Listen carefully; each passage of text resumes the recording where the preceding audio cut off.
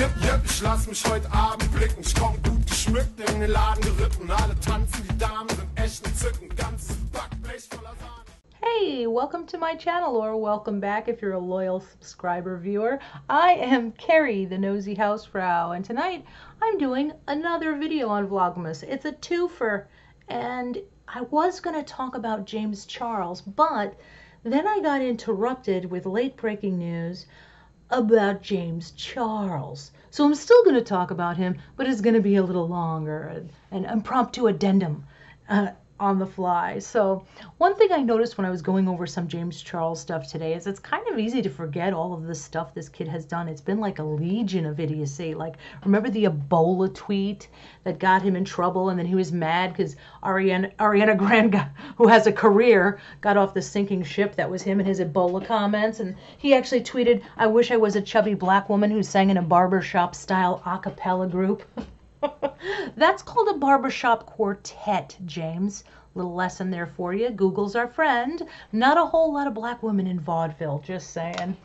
But it just went on. There was like him talking to his brother, kept calling him sister, even though his brother kept correcting him. And I guess that was supposed to be a shtick, but it was kind of obnoxious. And then there was him tweeting that the internet was just full of hateful people who just want to hate, basically.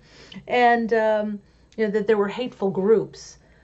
But the thing was, he never stopped anybody from hating on Cody Rants, and that girl had very little support compared to him. He squashed her like a bug when she dared to do something to piss him off. You do not get to criticize James Charles. He doesn't let it go either. He's like a dog with a bone. Even after that girl had people coming after her, he continued to talk about it with Jeffrey on a video. And I know Jeffrey brought it up, but it was prompted by James, who won't let it go. And you know darn well that he just wanted to talk about it more. And that's kind of what happened today. I was going to concede that, in fact, when he tweeted today, I was going to say, you know, it's possible, because I don't like him, I'm not, you know, cutting him as much slack for the filthy tweet. Today they were talking about it on Twitter. And you know, there's people I like T-Spill and a couple of one or two other people who feel that, you know, the burden of responsibility is on parents and he did nothing wrong. Now, I'm not calling for censorship, but I am calling him out for the inappropriateness of that tweet. Everybody knows that social media is mixed company, and you know, my feeling was maybe because I don't like this guy, I'm not, you know, maybe if I liked him, I would say, hey, you know, bad form, babe, you know, bad form's sister. But in fact, because I don't like him, I probably was a little more disgusted. That's possible. And I was going to leave it at that, you know, because if there's people I like who like him, sometimes that to me tells me that, all right, take another look at this. If there's somebody I respect who has a different opinion, I'll take another look at it. My stance hasn't changed. I don't have a gray area when it comes to children, and I feel we have come so far in terms of just not caring anymore. No one is watching the children. No one is protecting the children from bullies, and certainly not from the internet. And if it is up to parents to be the ones who make sure, you know, that they know what their children are doing, although that is absolutely true, that doesn't mean it's okay to be another thing that parents have to shield their children from. I don't think that is an excuse for somebody with such influence and who has achieved so much, who is a high-profile person. He's the first person who'll tell you that. I don't think that that makes it okay for him to not consider the mixed company and to keep that TMI to himself. So I was going to leave it at that and say, you know, I just don't like the guy, and so this bothered me a little more. But then he went on Nick Snyder's video. The Viewer's Voice did another James Charles video. He talks about a lot of subjects, but he's talked about James before. But this video set him off, and I will put the link below. And it was basically about him and the twins, Dolan twins, and how he had a lot of clips of James flirting. Whether it was shtick or not, it definitely looked like the people were uncomfortable, so there's no way for anybody watching it to know that it's a joke if they're trolling. It looked like the guy's genuinely uncomfortable.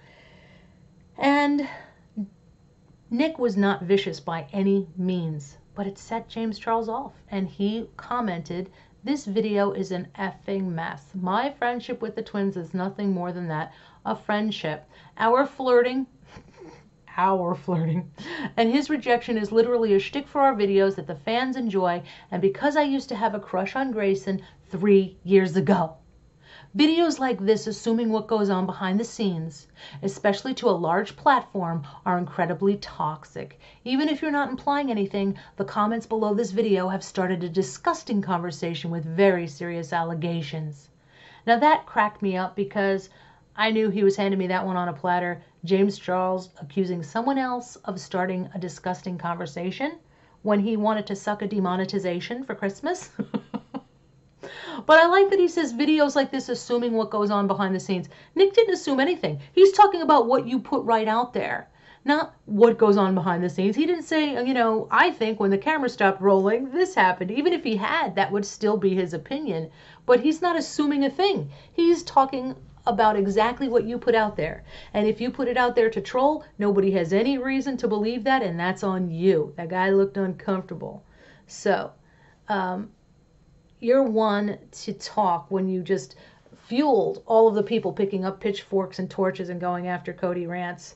But for you, the internet's too hateful. What an interesting separate set of standards you have for yourself.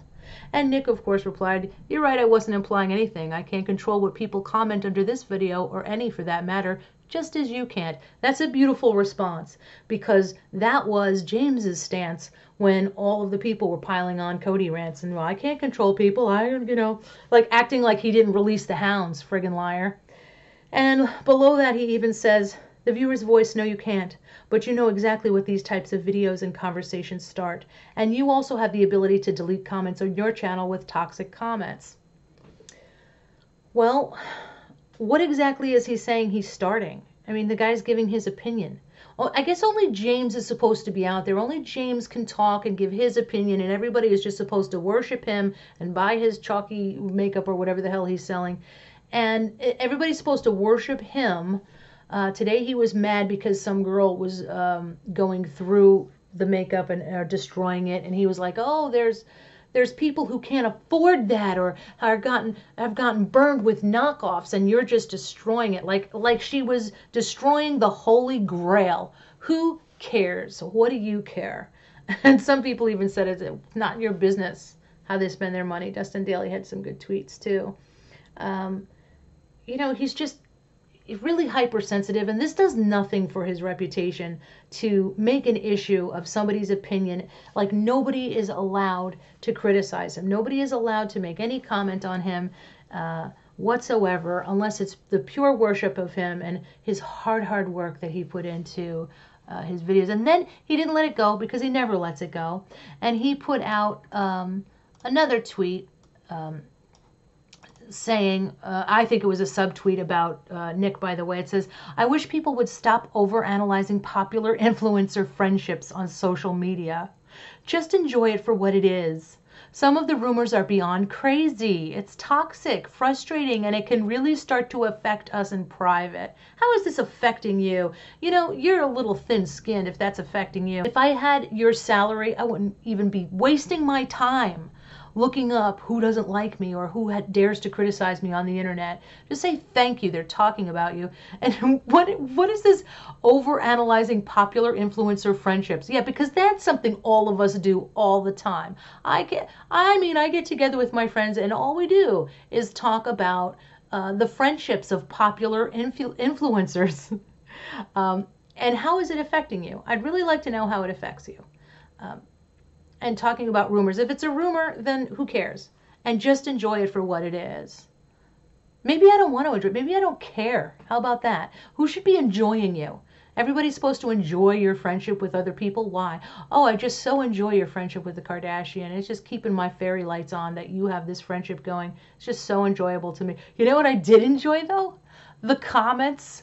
The hundreds of comments under his post on Nick Snyder's. Now, if you want to talk about something enjoyable, that makes a lot more sense to me. I thought the comments were hilarious. And then it was clear that there were some, they look like sock accounts, but they were definitely James Charles supporters who were, you know, doing the typical leave James alone, that kind of thing. And why do you care? Your channel is toxic. That word just keeps coming up. Toxic. All of this is toxic. No, honey. The water in Flint, Michigan is toxic. This is just the internet. And you got 99 problems and the internet ain't one of them. In fact, you probably have 9 problems. The rest of us have 99. So shut up. I can say I'm happy. One great thing that came out of this is that it gave added attention to Nick's exploding channel, The Viewer's Voice, which is quickly approaching 50,000 subscribers. And let me tell you, he's been working his butt off to earn that. And I think it's just the beginning. The sky's the limit for that channel. So if you haven't checked him out, do yourself a favor and go over there. I was choking, laughing, listening to, he just has this raw honesty. And he's just, when he was saying, you know, very sincerely, I hope he did suck a demonetization for Christmas. I hope he did suck one on Christmas. If he did, good for him. It just cracks me up. Anyway, I will be back tomorrow with day 29 of Vlogmas. Have a great night, everybody. Oh, and don't forget to leave me a comment. I love your comments, and I want to hear your opinions down below.